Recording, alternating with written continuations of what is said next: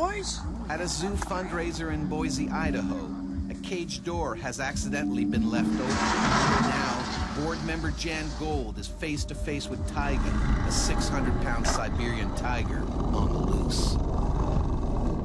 It probably never had the door open before. It didn't know what to expect, but it moved forward and it could keep moving forward. The tiger was probably as surprised as Jan Gould was that they were face to face. And it didn't know what to do, but it did know there was an animal in front of it. At that point, my focus was seeing if I could get this gate shut and keep the tiger in there. But that's easier said than done.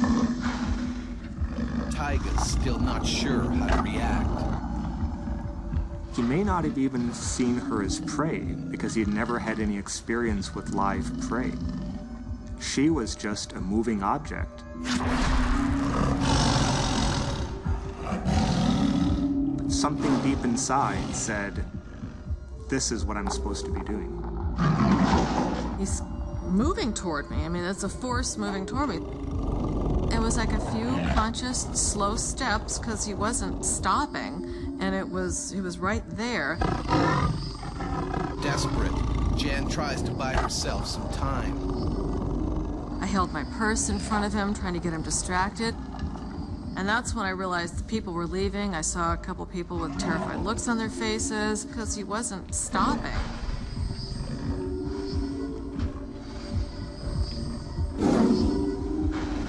The tiger hasn't attacked yet. Most likely because Jan's looking it in the eyes. You want to look big. You want to face it. In the wild, tigers prefer to attack their prey from behind. Without realizing, Jan makes a tragic mistake.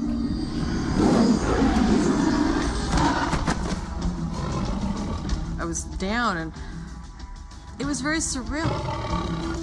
When she turned around, she provided the framework for the tiger to see, aha, this is prey. And it was at that point that 10 million years of evolution kicked in and it tried to be a tiger. I could feel his chest over my back. He bit into my head, and the next thought was, am I going to survive this? His powerful 4-inch canines can easily puncture Jan's neck or spinal cord. He had no experience, he didn't know where to bite, but he bit, and he grabbed her head, and he kept on going. All the others can do is look on in horror. I thought he actually bit through and crushed my skull, and it was so loud. A police officer hired as security for the event takes aim. You gotta shoot the tiger! Shoot the tiger! Get over! Hey! For the veteran cop, it's tricky getting a clean shot. He fires slightly over Taiga's head just to scare him off.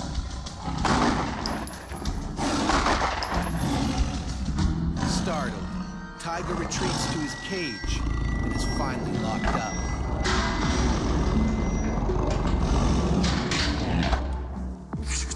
Unfortunately, in the shootout, a bullet has accidentally struck Jan in the hip, shattering the top of her femur.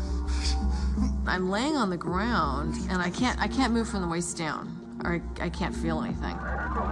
Jan is rushed to the hospital. Her injuries are horrific.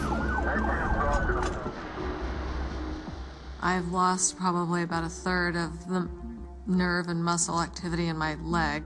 It takes more than 2 years for Jan to get over the ordeal, and there aren't just the physical scars to deal with.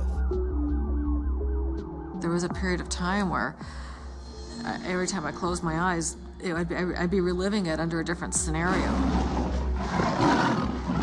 That was one of the things I had to go through and recover from. The reason Jan Gould is alive today is the tiger was too young, too inexperienced. It didn't know how to deal a fatal blow. For the last 8 years, Taiga and Tundra have continued to live in Zoo Boise with no further incidents.